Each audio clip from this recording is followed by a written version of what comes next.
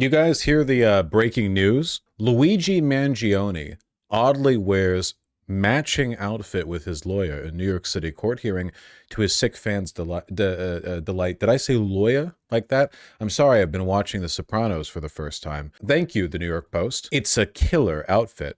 That's good. I know that the ruling class is really invested in the project of making everyone like or dislike Luigi Mangione, and they are, you know, baffled and flummoxed by the fact that a surprising number of people seem to really like him. I will say the matching outfits with his lawyer, a phenomenal touch. Very deliberate, by the way. I mean, come on, what are the odds? Red sweater over white button-up, both of them? No, I don't think so. They know what they're doing. The grinning Mangione, 26, pictured here not grinning, wore a maroon sweater over a white collared shirt.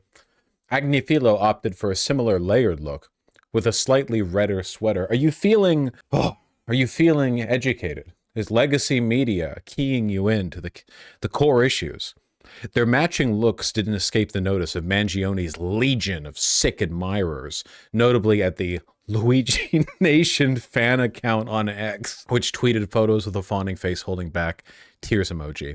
OMG, I love this, one user responded. I see they found my Twitter account. Great fashion choices aside, really, this case is going to be one for the history books. Not necessarily because the legal details are that interesting. They might turn out to be, but that's not the reason why I'm keyed in on this. There is a good and bad way to handle this, okay? A procedural lawyer, a lawyer who's interested in just, you know, the technicalities of the case, I feel they might be missing the point here, okay? This isn't about Luigi Mangione's guilt or innocence. I should clarify. It is actually all about that. That's the whole point of a trial. From my perspective, there's a lot of social engineering going on, both behind and very much in front of the scene. Excuse me, still that damn cough, which makes evident the fact that this isn't just a regular case, of course. This is being used as a show trial. The elites are terrified by the support for Luigi Mangione. People everywhere like him. They hate that. They despise that. It's not even a particularly partisan effect, you know? Liberal and conservative media and pundits are both tut-tutting people for supporting him. But across the political spectrum, there are people who are highly populist, very sympathetic towards people who have, we'll say, what appears to be a quick solution to a widely recognized problem. Now, whether or not that actually solves anything is irrelevant. What matters here is that Luigi is activating a very scary impulse in a lot of people, or I should say scary, at least in the minds of the people who run the media.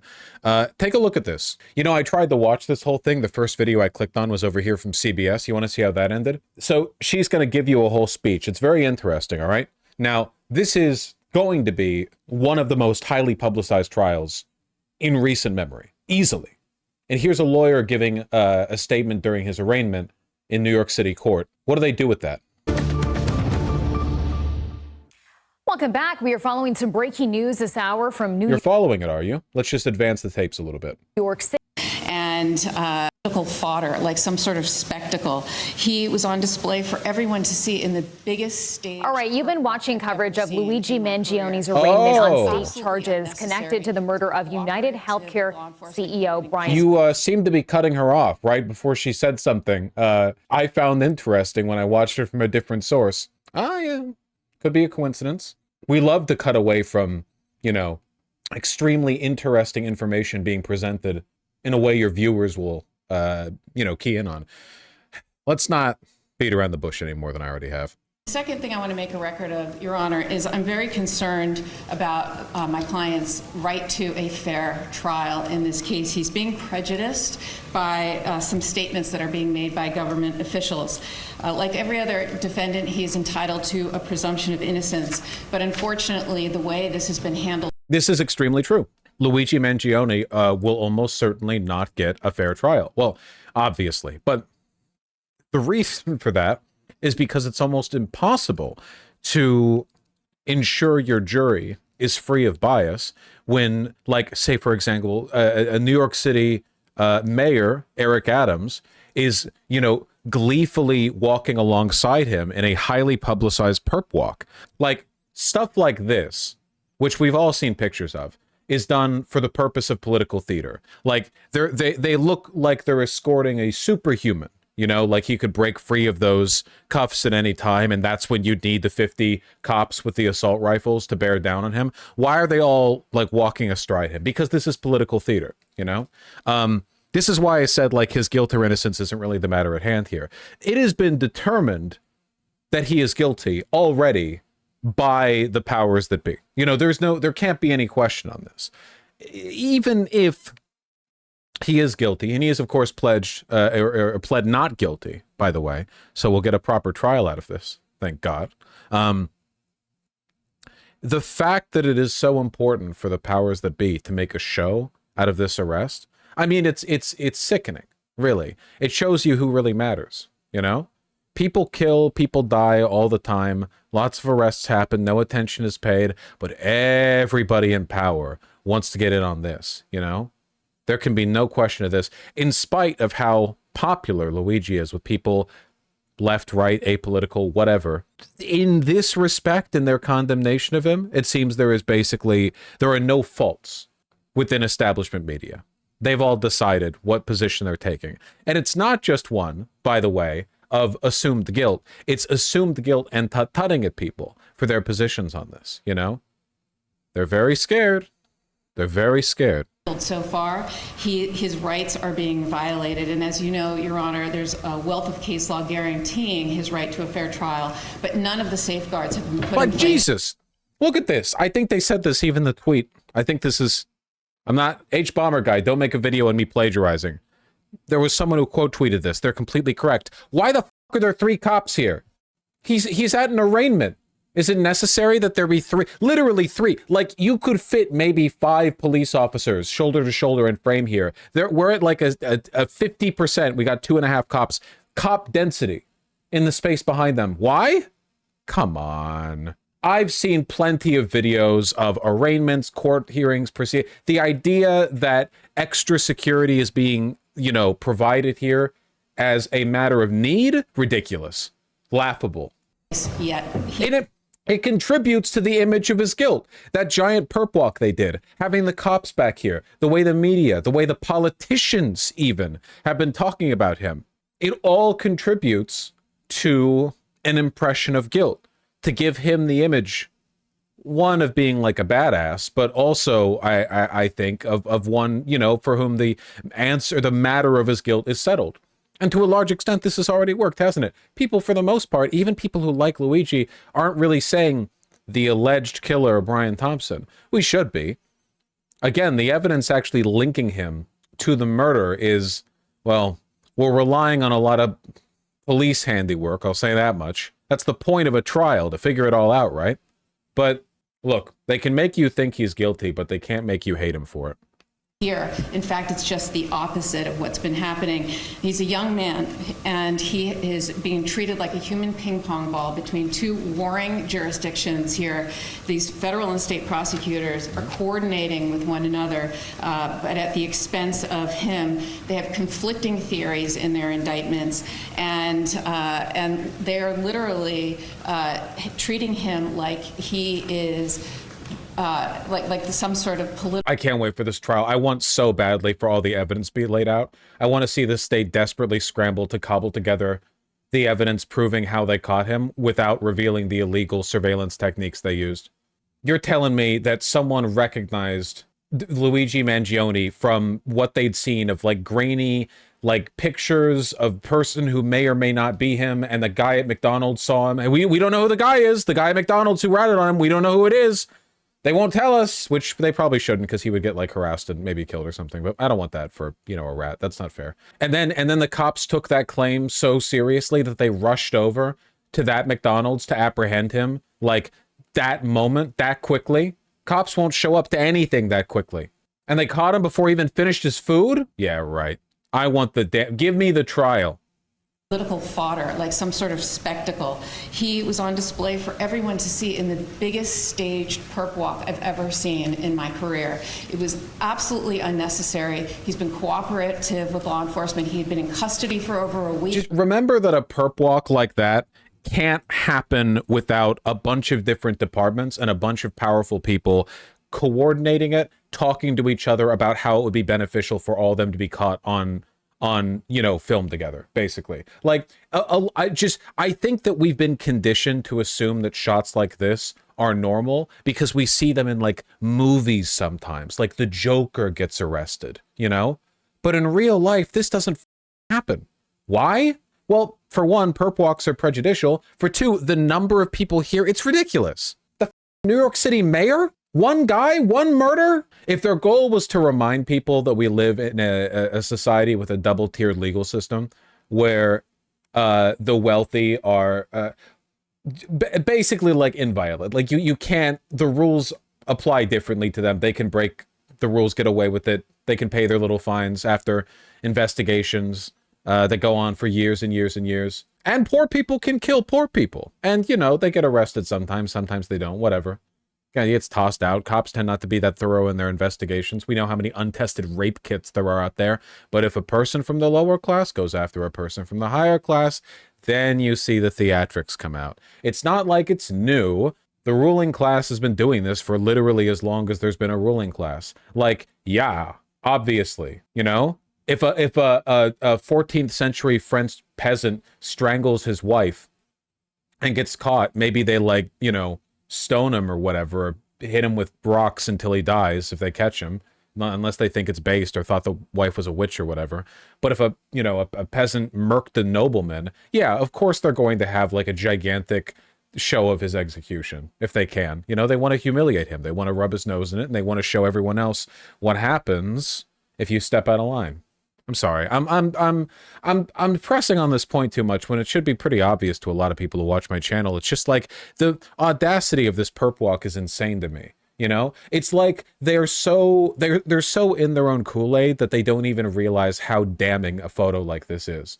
Not only that it makes Luigi look good because he's rocking the outfit and so on and so forth, that it makes him look cool as the fact that didn't even cross their minds is insane to me. But also the fact that, like, if you want to make him unsympathetic, the worst thing you could possibly do is implicitly prove his point about the unfairness of society by reminding everyone how unequal that dynamic is. Like, you are reaffirming the premise that is the reason why so many people like Luigi Mangione, apart from how he looks. Whatever. I know I'm bemoaning the point too much. Look, I have been streaming. I've been dealing with some personal stuff. Going to the cool parties, the cool kids club. You're not allowed. No girls allowed. Obviously, don't want cooties. Just a little out of the game, that's all. He waived extradition. He was cooperative at all accounts. There was no reason for the NYPD and everybody to have these big assault rifles that, frankly, I had no idea it was in their arsenal. And to have all of these, the press there, the media there, it was like perfectly choreographed. And what was the New York City mayor doing at this press conference, Your Honor? That just... This is what CBS cut away from, by the way. It was CBS, right? Yeah, CBS, okay. Didn't remember if CBS. Made it utterly political, and as Your Honor knows, under Lauro v. Charles, the Court of Appeals for the Second Circuit has held it to be clearly established that these staged perp walks to the media, unrelated to a legitimate law enforcement objective, is unconstitutional. And I submit there was zero law enforcement objective to do that sort of perp walk. There's absolutely no need for that whatsoever. And frankly, Your Honor, the mayor should know more than anyone of the presumption of innocence that he too is afforded when he dealing with his own issues. And frankly, I submit that he was just trying to detract from those issues by making a spectacle of Mr. This woman's based as, by the way. This is what I mean about, like, proceduralism not being enough. She could have gone up here and she could have just said, like, yeah, we file, you know, we're not guilty, thank you, next. But instead she's like, yeah, this is big, this is political theater, this is a show trial and everyone knows it. And what's more, a person who's like heavily involved in the orchestration of that show trial is himself like a presumed criminal. For those of you who don't know, New York City Mayor Eric Adams is a crook. He's incredibly corrupt, and a general piece of shit, and a right-wing, and he's been pandering. He's been looking to Donald Trump for a pardon / acceptance into the Republican Party, which he probably will get, and we'll have a fucking Republican New York City mayor again. Anyway, if he lasts that long. Anyway, she's based for calling this out at a systemic level. Again, not just the surface issues, the underlying ones. Mr. Mangione, and there are consequences to this. He has a right to a fair trial, and I just want to put on the record statements that the mayor made publicly about my client. Nothing saying alleged, for example, and he said, I wanted to send a strong message with the police commissioner that we're leading from the front. I'm not going to just allow him to come into our city. I wanted to look him in the eye and state, you carried out this terrorist act in my city, the city of New York that I love. And he wanted to show symbolism. Your Honor, he's not a symbol. He's somebody who is afforded the right to a fair trial. Eric Adams essentially admitted in that statement that it was a political statement, which again is like a violation of his right to a fair trial. The only reason you should be engaging with an accused criminal in that capacity is in the facilitation of like whatever's needed for law enforcement or for the court system. Eric Adams basically saying, I wanted to make this like symbolic of my defense of the city. Like this is all like a statement of presumed guilt. You know, this is all a statement of presumed guilt against Luigi Mangione. He's innocent until proven guilty. And the mayor was talking to jurors, future potential jurors that elected him. Those are the people that elected him that he is talking to and calling this man a terrorist. So, Your Honor, I just want to make a record of this and put everyone on notice that this has to stop. And my client is entitled to a fair trial and the presumption of innocence. And we're going to fight these charges, whether it's in the state or federal, to the fullest extent. Thank you, Your Honor.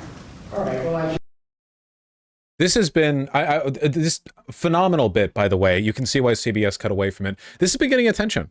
I think that what she did was very ballsy. She's essentially making, again, she's being very loud about making herself an enemy of not just very powerful people like Mayor Adams, but like essentially the entire class of people who are making this into a show trial. Very, very interested in seeing how this plays out. Extremely interested. We'll see. You know, here, this gets talked about. Healthcare, Brian Thompson, just 3 weeks ago. Mangione pleaded not guilty. Presumption of innocence, but unfortunately, the way this has been handled so far, his rights are being violated. Meanwhile, dozens protested outside, holding signs with phrases such as people over profit and free Luigi. CNN's Shimon Prokopez brings us to New York, where prosecutors have mountains of evidence to sort through. The crime of murder in the first degree and other related charges. Look at how ridiculous the cops look here. Mangione, he's just a guy. I know he mogs you. He's just a guy. He's younger than I am. He's just sitting there. He's got 4 cops here. Like he's gonna bolt or something. Bolt to where? He's in the middle of New York City federal courthouse. Where do you think he's going to go? Yeah, I'll tell you what it is. It's revenge. The New York City Police Department is well aware of the fact that this has like made them look bad. They only got him, you know, after federal help, and it wasn't even there. Like the story they're going with is a tip call in, right? So they're aware of the fact that their department has been, you know, humiliated as a result of this case and makes them look incompetent, which they are. So of course they're all, you know, chomping at the bit. Yeah, boss, I'll stand next to the guy menacingly. Yeah, I'll tug at my shirt collar. I'll look down at him with my arms folded in front of me, and I'll kind of like push my biceps against my chest to make him look a little bit bigger for the camera, boss. Ah, f*** you. Is indictment, sir? Guilty or not guilty? Not guilty. Accused killer Luigi Mangione back in court, this time for the charges he faces Stunting. in New York State, wearing khakis and a maroon sweater, shackled at the wrists and ankles. The camera in court capturing the 26-year-old as he faces 11 state charges that include murder in the first degree and murder in the second degree as a crime of terrorism for the alleged killing of United Healthcare CEO Brian Thompson. I've heard of this. He's a young man, Okay, and here, get to the being talking treated heads. like a Support for Mangione. The hearing ended with Mangione casually folding some papers before police escorted him away. Casually folding some papers. What a maniac. Mangione also faces federal charges that include murder through the use of a firearm. The state trial is expected to come first. Mangione faces a maximum sentence of life in prison for the state charges, and prosecutors could decide to seek a death penalty in the federal case. And Phil, he'll be back in court on February 21st on the state charges. As for the federal case, we believe there's a chance he could be back in court for that in January. We're waiting to see when he's indicted on the federal charges. Of course, his lawyer today signaling quite a fight as she says that her client is being treated unfairly and certainly unhappy with how law enforcement has behaved in this case. Yeah, so he wasn't in a federal courthouse. He was in a state courthouse. Don't at me. Shimon Prokopez live for us in New York. Thanks so much. Let's get right to our panel of experts. CNN Chief Law Enforcement and Intelligence Analyst John Miller, Criminal Defense Trial Attorney Stacey Schneider, and former prosecutor in the Manhattan DA's office, Jeremy Salan. And Jeremy, I want to start with you because Shimon just mentioned this. We had it in the piece as well. Mangione's lawyer arguing that he might not get a fair trial and said the state and federal jurisdictions are treating him like a human ping pong ball. Is there merit to what she's laying out here? You know, she has to make that argument, whether that's going to win the day and actually, from a legal standpoint, be the foundation for this to say this is not going to be fair. I don't think it reaches that point, but to her statement about being a ping pong ball and having this choreographed, absolutely unequivocally, this is a play, or we called it bigfooting by the federal government. This is a play for them to see something that really they shouldn't be in. It's a state case, but it becomes something far, far more in terms of a spectacle to the public. Yeah, there's no question about that. Stacey, you've made the point the first-degree murder and terrorism charges, they could be overreach on some level. Do you think throwing the book at the suspect here may actually backfire on the district attorney, could actually amp up public support for Mangione that we've already seen on some level? Yeah, we've seen unusual public support for someone who is charged with murder. But the thing is, the district attorney's office has to present a case, and they've done so in front of a grand jury, based on the evidence they have. Why I think this is amped up and also, sort of political, as was just discussed. Can't get over the fact they've got NYPD police. This is like a child left behind moment right here. What does our country come to? I'm not kidding. I know ATM machine, but like I feel like this is either in recognition of or in anticipation of like a very stupid, I don't know. It fills me with despair.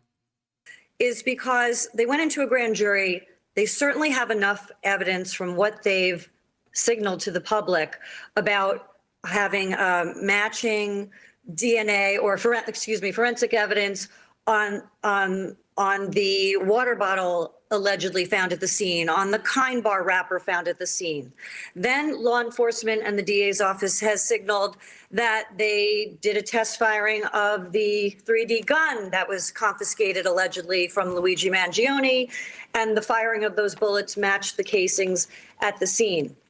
This case is so unusual. The behavior of law enforcement is so unusual, and the district attorney's office and the mayor's office of the city of New York, that they are signaling this information about the strength of their case. It's not normal. So for the law enforcement to be gloating about how they have fingerprints matched to the scene within days of the arrest of the suspect, like, to put it flatly, it's complete absolute bullshit. It's just a lie. They're lying. It makes me think the entire thing is like completely set up. It brings out of me like conspiratorial feelings is what it does. This just doesn't happen. You're telling me you swept the crime scene. You found a water bottle in New York City, Midtown Manhattan. You swept that. You got usable prints, and then you immediately connected them to a guy based off a tip you got by an anonymous rat at a McDonald's. You immediately ran and got him. He had all of the incriminating evidence on him in a bag, and then you snatched him up, and we have no evidence for any of this except for like police testimony. Like literally everything we're going by here is framed through the cop. There is no like non-cop angle to any of this information being presented. You know what I mean? Like there was no other person at the McDonald's who took out their phone who you see like Luigi in the corner or whatever. I know we have video footage from the arrest, but it's like everything is framed through the police. I'm gonna make myself look like a fool if it turns out that somebody did actually pull out their phone and record that. I haven't seen that personally. My understanding is that like basically all the evidence that we have is claimed to exist by the police, and we know they. Okay. Yep. Not the way things are done. And to go into the grand jury and a rush to scream that they have all the evidence they need, like immediately like that, makes it seem like a setup. That is like what you would do in a setup. You know, I'm not saying it's a setup. I'm just saying that makes it seem like what you would do in a setup, basically. And charge this as an act of terrorism, where the only way that we know that the insurance industry was allegedly targeted, or that the victim, Brian Thompson, was allegedly targeted because of his role at an insurance company, is because law enforcement told us that through the media. Luigi Mangione allegedly did not publish his alleged manifesto. That's what the law enforcement's calling it. Another huge mystery. The version of the manifesto we got is claimed to be legit. It was leaked by Ken Klippenstein, but for some reason, other major news sites haven't released it, presumably because they've been told not to. The manifesto wasn't even that interesting. Like, why is this all so weird? So far, we don't know that there's some kind of hit list here where he was going to allegedly take out more people. This might have been a single act by someone who is mentally unstable, allegedly. Again, he's charged and innocent until a jury proves it. Hey, stunna. But they didn't need to go into the grand jury and charge this as a terroristic act. They could have charged this as a straight murder too, without a terrorist component. You know, John, to that point, the information that we have from law enforcement, obviously, the kind of public optics of the perp walk, the photo we had from last week, the new video of Mangione being slowly walked into and out of court today, flanked by several officers.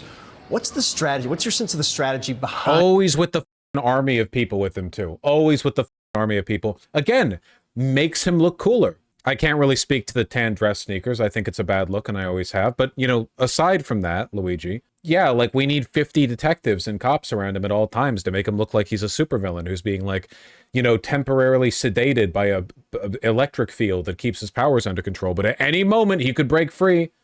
These very public displays and efforts. Well, first, Phil, this is a case. And of course, it makes the police look very weak, you know, because this is like old world, this is like old dictator strategy stuff. How do you make yourself look strong? Flank everything with soldiers, like all the time, you know, anytime anything happens, you know, someone intimidates you, somebody tries to like throw a political gambit at you. Just everything. You're always with the soldiers with you, or the cops, or whatever else is needed. They're functionally the same in terms of their use of brute force here. Like, all situations just have guys. But nowadays, it just makes them look weak. And yeah, it definitely helps that Mangione's a really handsome and fit guy. Unfortunately, you know, the aesthetics of the situation are very much like subject to stuff like that. You know how it is. Case of extraordinarily high public interest. We can't kind of avoid that. That is the elephant in the room, which is the press has been looking for these pictures. They want these pictures. They staked out the Pennsylvania locations. They staked out the airport where the plane landed. They staked out the heliport. Yeah, but that doesn't explain why they're doing these insanely overstaffed perp walks every time. That's the media. Like, what are the cops doing?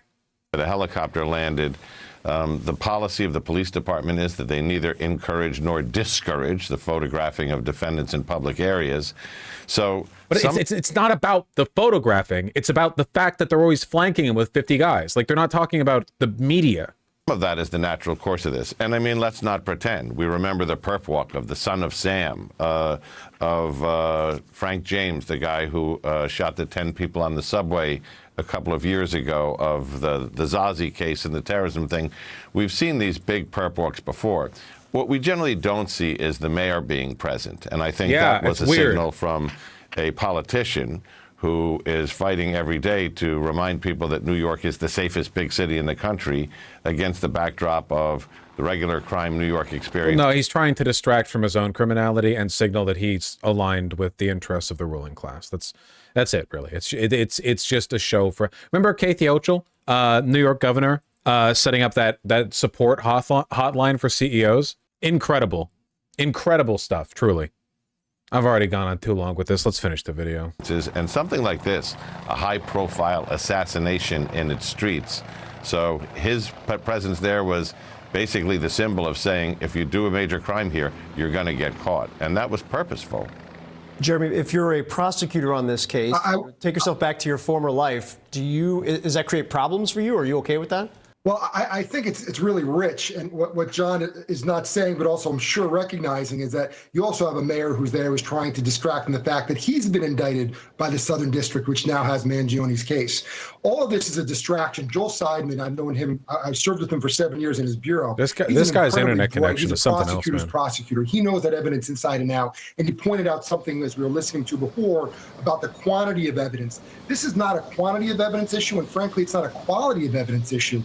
It's whether just because you can doesn't mean you should. And what I mean by that is you can go into a grand jury and charge anything you want within reason, and a grand jury will likely indict within reason. But this is not the appropriate case, meaning this first-degree felony, this first-degree murder, just as it's not appropriate for the federal government to be involved. Whether that means there was pressure by the insurance agency. Yeah, I don't know much about this guy's particular angle, about the over-involvement of federal investigators.